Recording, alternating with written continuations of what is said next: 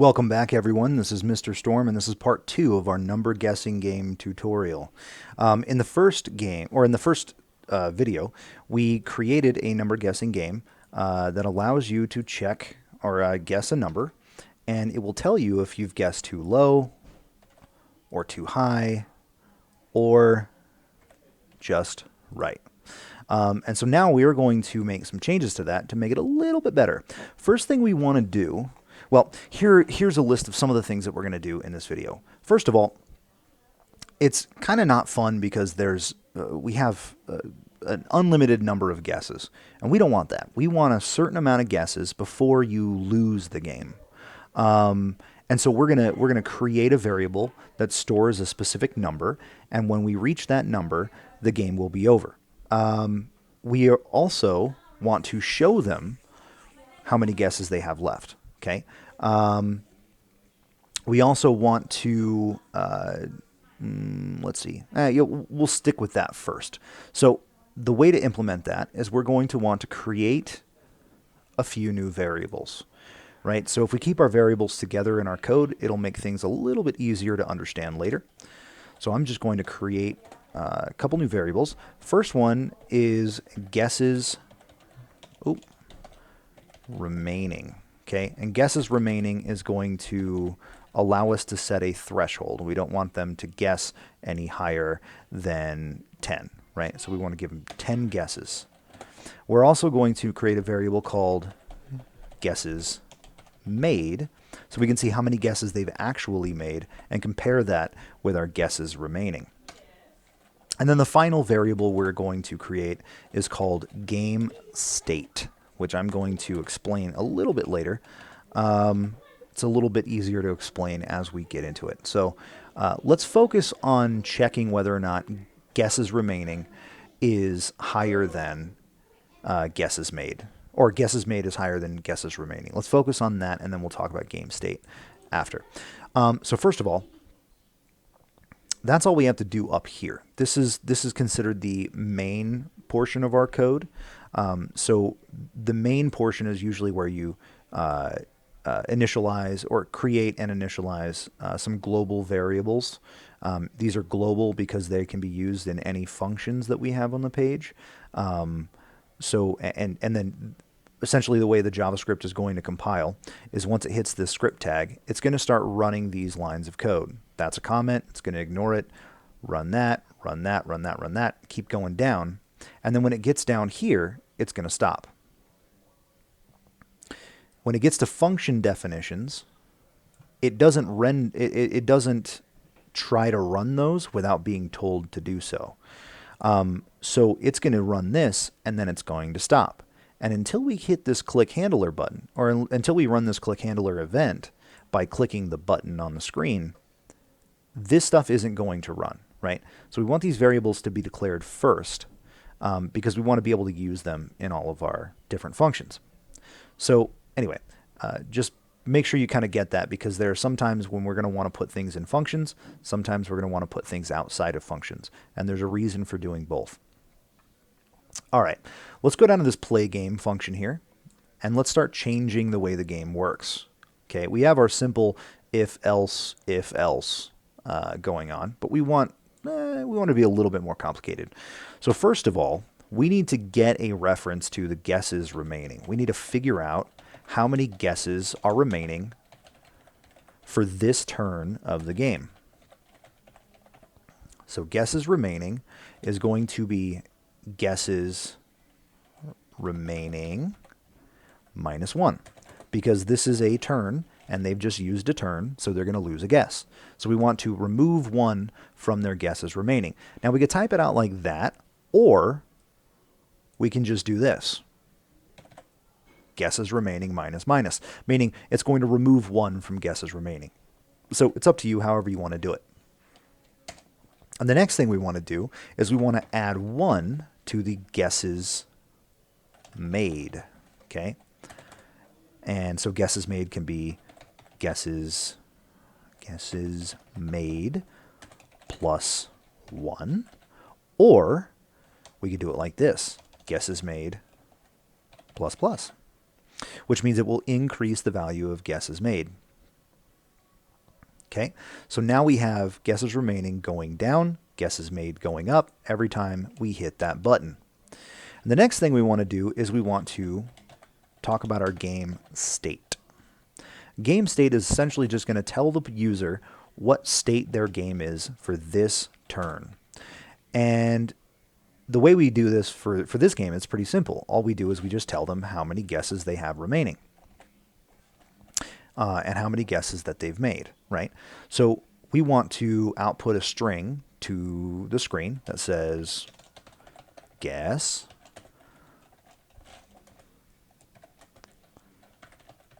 guesses made remaining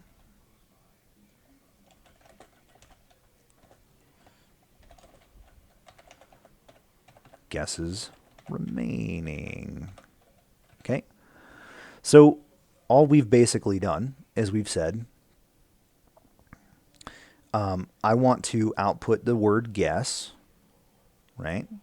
And I can actually, well, I'm going to keep that space there. You'll see why in a minute. So I'm going to output space guess colon space, and then I'm going to add to this string whatever is inside of guesses made. I'm going to turn guesses made into a part of the string. I'm going to add it to it, and then I'm going to add to that this string, and then I'm going to add to the rest whatever's in guesses remaining, right? So this is just a way to build a string of characters using variables, which is very, very handy. So now we have our game state variable, which is loaded with a string of information. Okay. Now that might be, you might think that's enough, but just because we've loaded the string into this variable doesn't mean we've actually output it to the screen. So what we want to do is on each of these, well, not each of these, but on the too high and too low guesses, we want to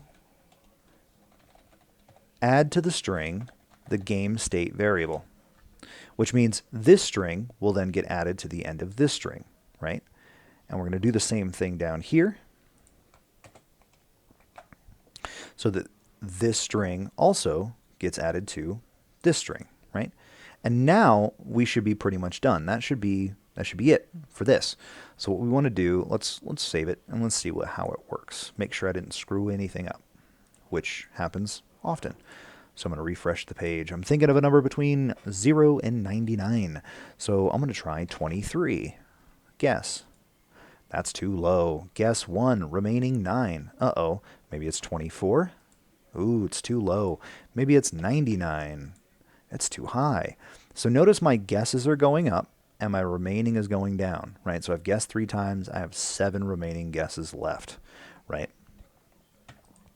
And I'm just going to keep running these out. Now, notice that when I get to the end, I get into negatives, which means I still don't have a losing condition in this game. I can pretty much go forever, and that's not what I want. So there are ways that we can do, or there are ways that we can fix that. And so if you think about it, you might have already thought about some ways that we could do that. The first thing we could do is we could basically constantly check to see whether remaining is less than or greater or less than or equal to 0, and if it is, then the game is over, which is kind of what we're probably going to do.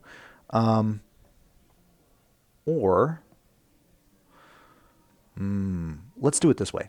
So we are actually going to we're going to talk about some Booleans. Booleans are fantastic. Booleans are basically variables that store either true or false. So we're going to create a new variable called game1, and we're going to set it to false, which basically means, have you won the game? No. And that's the way we're going to look at it, right? So with the game1 false, we're going to go back down to our play game function, and we're going to add some more ifs. We're going to check some more stuff. So in here, what we want to do is should we do it in there? Yeah. So what we're going to do is we are going to, inside here, we're going to do an if, and we're going to say guesses remaining is less than 1. Oh, then we want to do something else. And we'll just call that do something else end game. We're going to do the same thing here. But we don't need it for the win area. We don't need it for the win condition because we don't want the game to be over then. But what we do want is we want game 1 to equal true, and then we want to run end game. Now, you may be wondering why I got rid of that text string there, why I got rid of that output. And it's because we're going to do that output. We're going to put that output out in another place. So you will see that in just a minute. All right. So let's create a new function called, let's just do it down here, called function end game, right? Because we've called it a couple times. We've got to have a function so that the program knows what to do, or so the web page knows what to do when that function is called. So we're going to say if game 1. Now, because this is a Boolean, I don't have to say if game 1 equals anything. I could just say game 1, and it's going to assume that I want to check to see if it's true. So if game 1 is true, then we want to output dot inner HTML. Yes, that's let's just do it's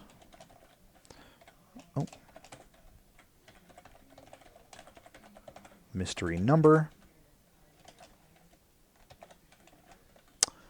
and then we are going to use this guy, which is awesome.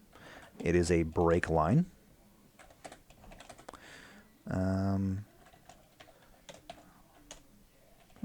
It only took, it only took you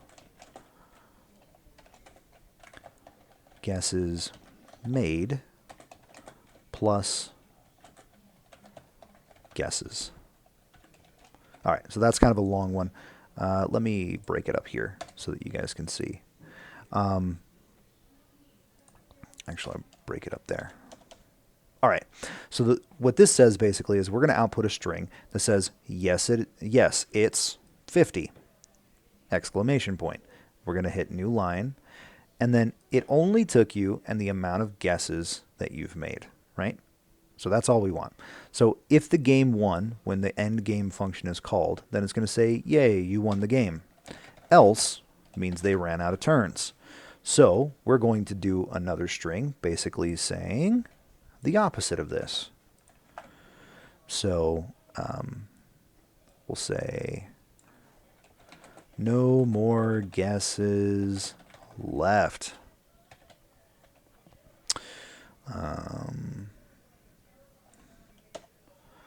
And we'll do a break line, and then the number was